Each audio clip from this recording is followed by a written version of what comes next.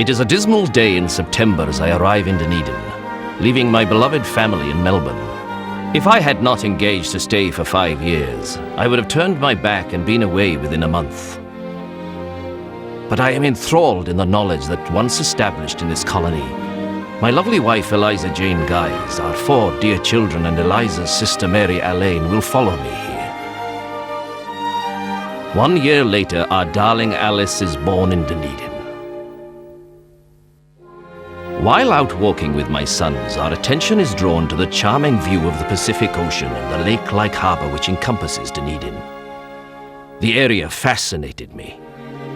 In the beginning of 1870, my purchase of 80 acres on the Otago Peninsula becomes complete. Construction is to commence immediately. My vision is that of a grand residence for my beloved wife, whose own wealth and beauty has brought me great prestige. Nothing shall be spared. Everything must be of the highest standard. I shall create a home in this adopted colony that is worthy of emulation. By the year 1874, although the interior work is far from finished, we move into our new home, which I call the camp. The exterior is most grand, yet it is very much a family home, surrounded with childhood laughter.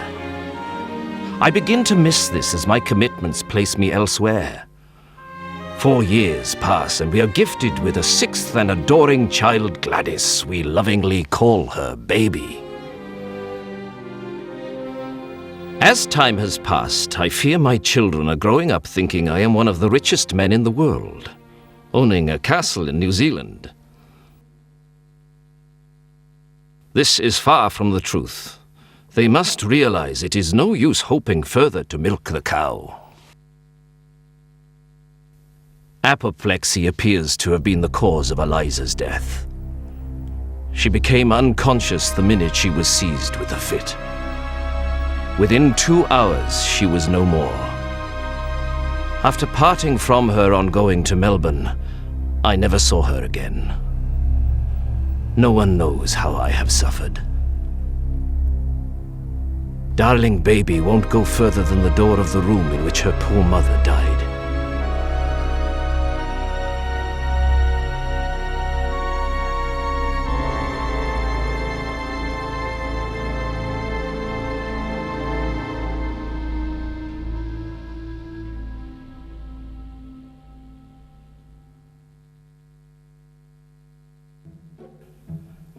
I must give her a penny each day when she is going for a walk. One wonders what she requires it for.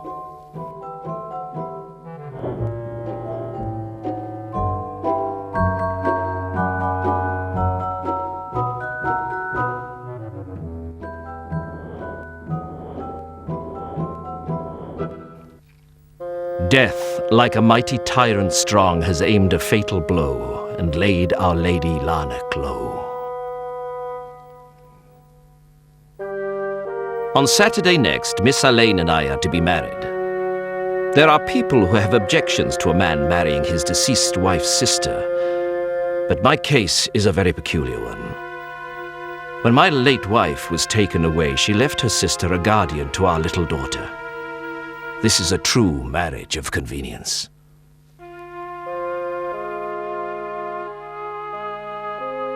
My darling eldest daughter, Kate, has grown so. As a gift to her and in celebration of her 21st birthday, we are creating an exquisite ballroom so she may entertain, dance, and be in joy. Misery visits me once again. My last blow, the loss of my dear little wife, Mary. It came so suddenly and unexpected upon me. Poor little thing was suffering. Blood poisoning set in and ran its deadly race. She shall rest by her sister. After 3 years of anguish, I feel joy at the prospect of marrying again. Constance de Bath Brandon is a young 35. I am now 57, and it is a wonder she has fallen in love with me. She is a steady familiar to me, as my commitments to Parliament place us away from the camp.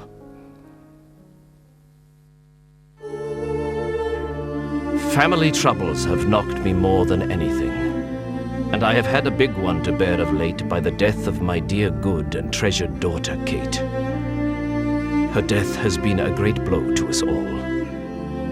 But God's will be done.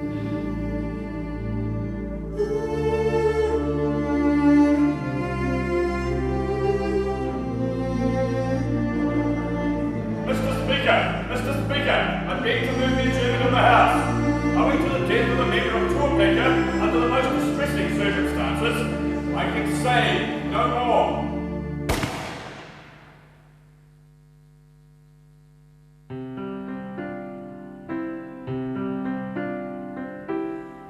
Family feuds over the Larnach estate are finally settled in court.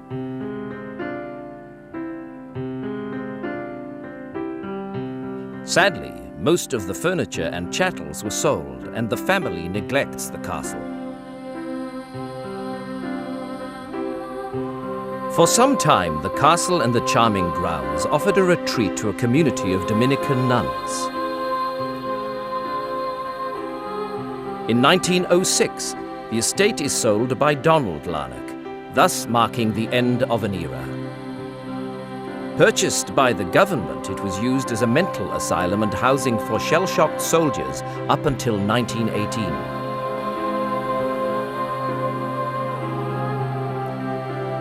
Standing vacant, the castle suffered from theft and disfiguration. For several years, it became a vandal's paradise. Acquired by J. Jackson Purdy, the castle was found in a sad condition. But the Purdys restored the building and the gardens. Again, the castle was a gracious home and enjoyed a second heyday. After 12 years, and with failing health, the Purdys decided to sell. No interest is shown, and the fine structure is almost demolished. There followed several changes in ownership. During the Second World War, a signals corps was stationed at the castle. Successive owners were unable to cope with maintaining this architectural treasure. For 3 decades, the years do their damage. Water pours in through the roof, which remains unrepaired. At one time in the 1960s, the castle is again abandoned. Vandalism, vegetation, and growth overcrowd the beautiful structure, until finally in 1967, a savior arrives and the Barkers make purchase. Their desire to revive the castle and rejuvenate the grounds has made Larnach's wish come true.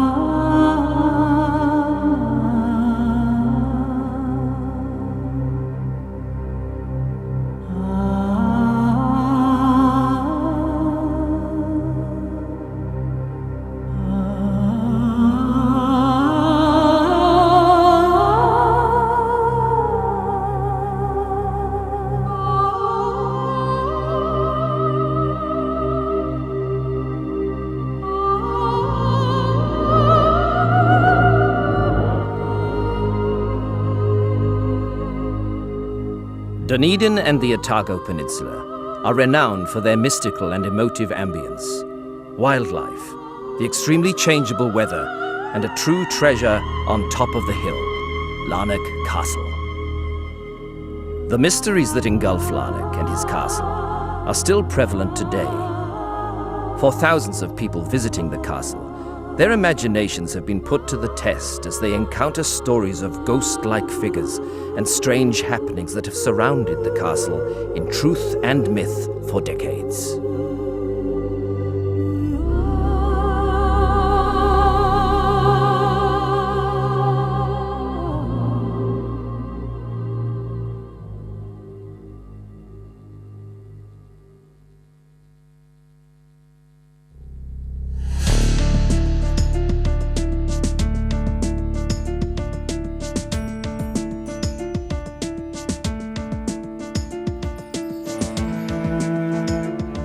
The Barker family have replenished Larnach Castle after purchasing the property in 1967. 100 years after William Larnach first arrived in Dunedin. For the Barker family, the castle has a place and a presence on the Otago Peninsula that is today second to none. But its history has never been easy.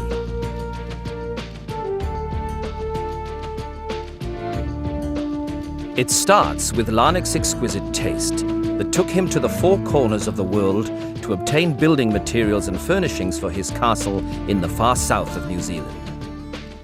For Larnach to plan a house in a remote colony that would take 12 years to build, specifying materials that would have to be brought from the other side of the world, is indeed planning without fear. Craftsmen had to be engaged from overseas and the best of materials brought from all over the world.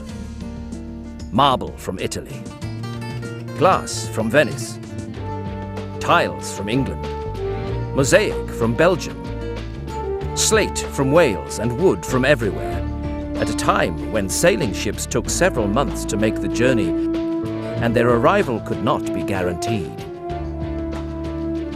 As we journey through the halls of Larnach Castle, you will absorb today what was the ordeal of William Larnach.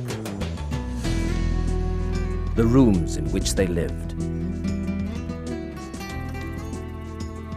The stairs that once they stepped. The beds that once they slept. The ballroom that once they danced upon.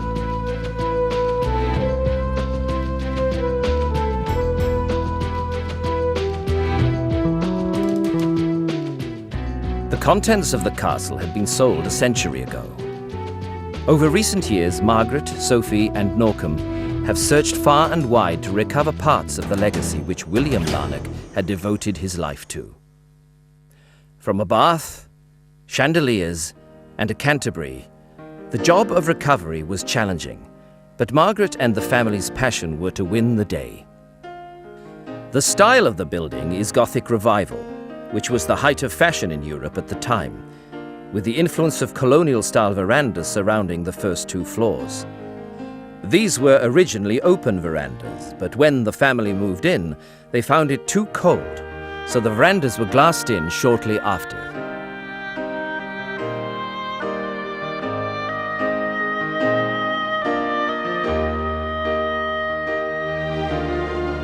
Larnach's love for his favorite daughter Kate led to the construction of the ballroom, a present for her 21st birthday.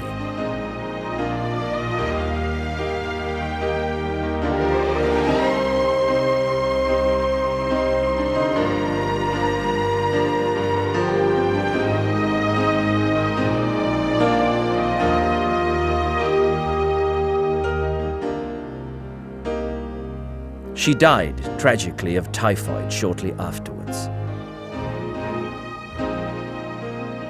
Today, the ballroom stands in glory and is used often for an array of functions in the evenings. During the day, visitors can enjoy refreshments in the exquisite atmosphere only a 19th century ballroom can offer. William Larnach's great-great-granddaughter Fleur Snedden visits her ancestors' legacy. There are a number of bedrooms in the castle, and there have been numerous tales of people feeling a ghostly presence on the landing outside these rooms. The beautiful Georgian staircase, which uses no nails, screws, or any visible supports, is held by being geometrically slotted together.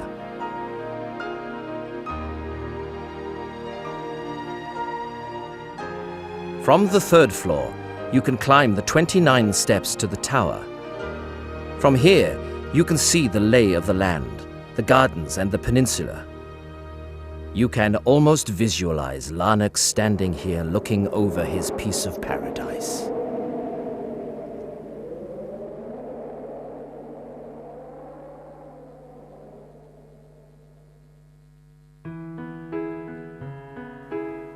From this vantage point, you can also view Larnach Lodge with its 12 lovely theme rooms. The stables and other buildings are all in close proximity.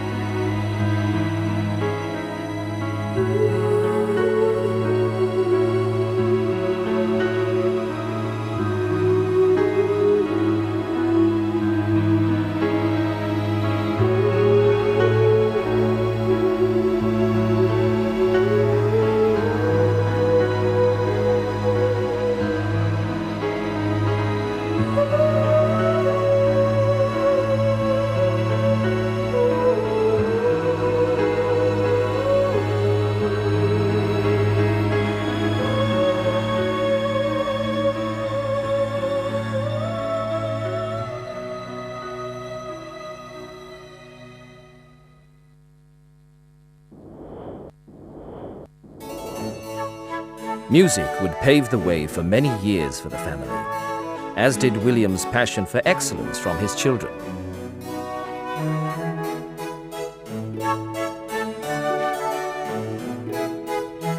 Music would fill the castle and its surroundings, as day would turn into night.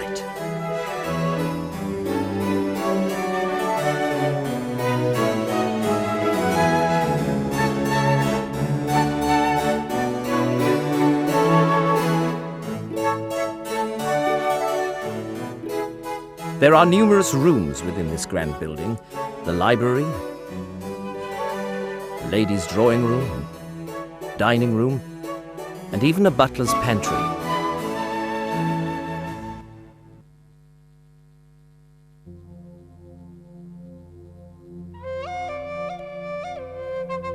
There are also 12 Italian marble fireplaces throughout the castle, which have burnt many a light.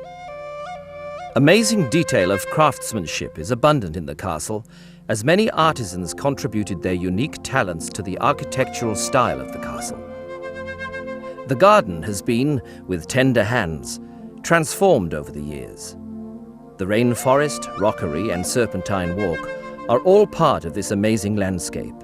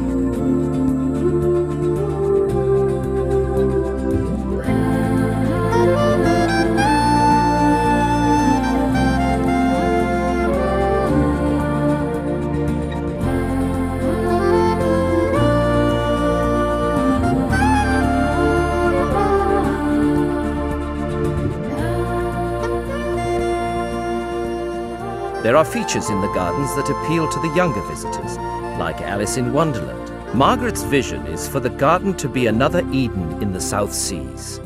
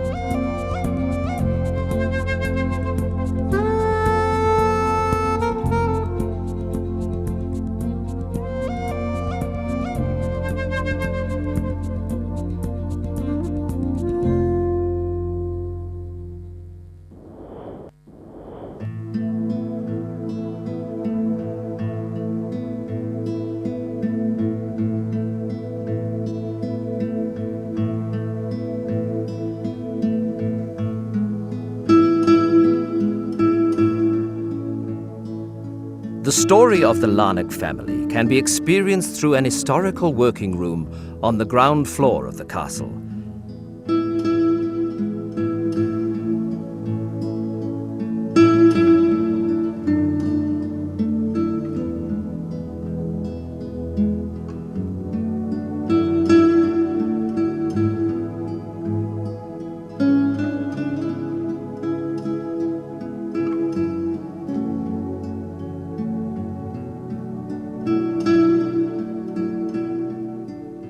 Through a large mirror in another room, we see the time and passion that has become the Barker family promise to revitalize this majestic estate for future generations to experience and enjoy.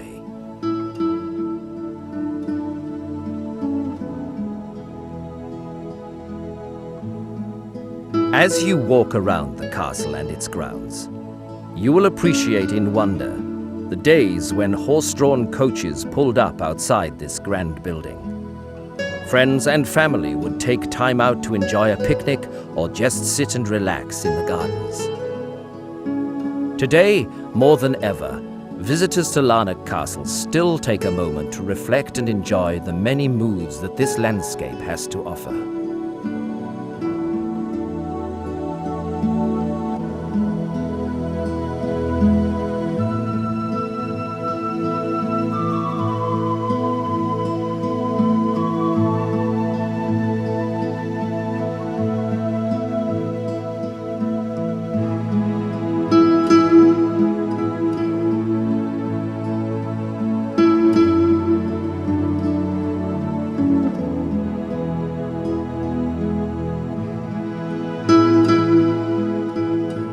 From bright sunshine to eerie mist floating through the castle towers, you can let your imagination go wild.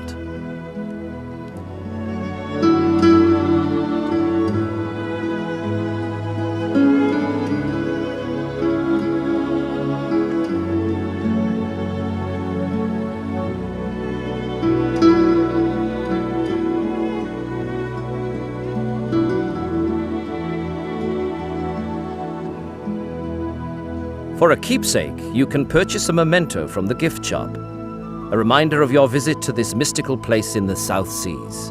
So, when you say goodbye to Larnach Castle, remember, you have experienced one of the great icons of New Zealand history, William Larnach and his castle on top of the hill.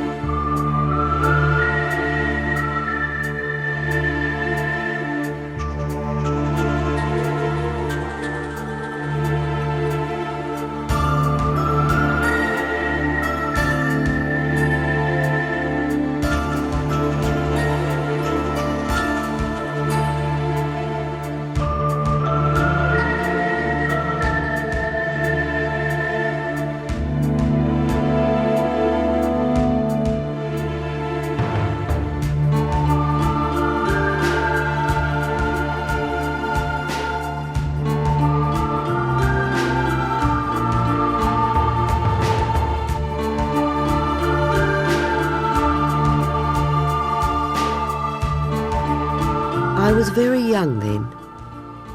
Barry and I had been married for a year, and we came south for a belated honeymoon. Our first baby was expected in a few weeks. We came down the long drive. I couldn't believe it.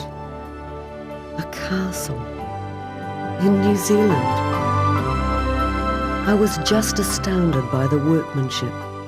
I thought of those people long ago who created this with their skilled hands and their hearts.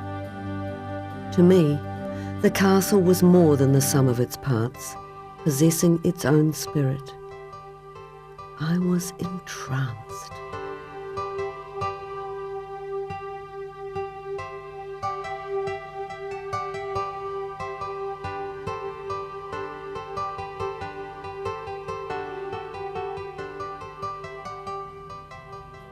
But it was empty. It was evident that when it rained, water was pouring in. Graffiti was on the tower and on the walls inside as well. Outbuildings were crumbling. Nature was regaining man's creation. The castle needed restoration. It also needed life and love. We decided that we would do it, and so we bought a castle. It would be our family home. We dreamt that we would restore and furnish the castle and make it into a showplace that we would share with other people. The castle would become an icon. You're mad. Can't be done. It's not like a castle in England. New Zealand isn't England. We would save our heritage. Within a few months, some young Dunedin people held the first ball at the castle for many, many years. And they'd helped with painting to get the ballroom ready.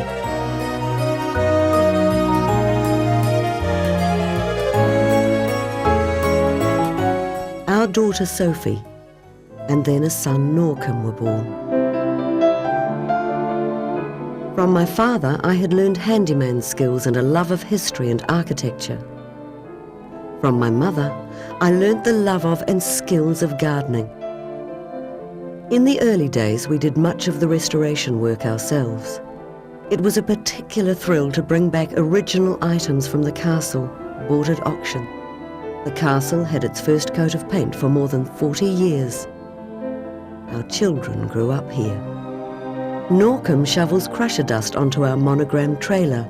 Sophie takes an early interest in overseas visitors. I'm Margaret Barker. Larnach Castle is still my home, and I'm so pleased you've come to visit. Remember that your support is needed for the castle to live on for the enjoyment of all our children. Sophie and Norcombe are grown up now, but the castle is still a family project. Sophie is marketing manager and travels to spread our message. Norcombe is business manager and keeps our enthusiasms within budget. We have many staff now. They are here to look after the castle and to look after you, our guests. Welcome to Larnach Castle and enjoy.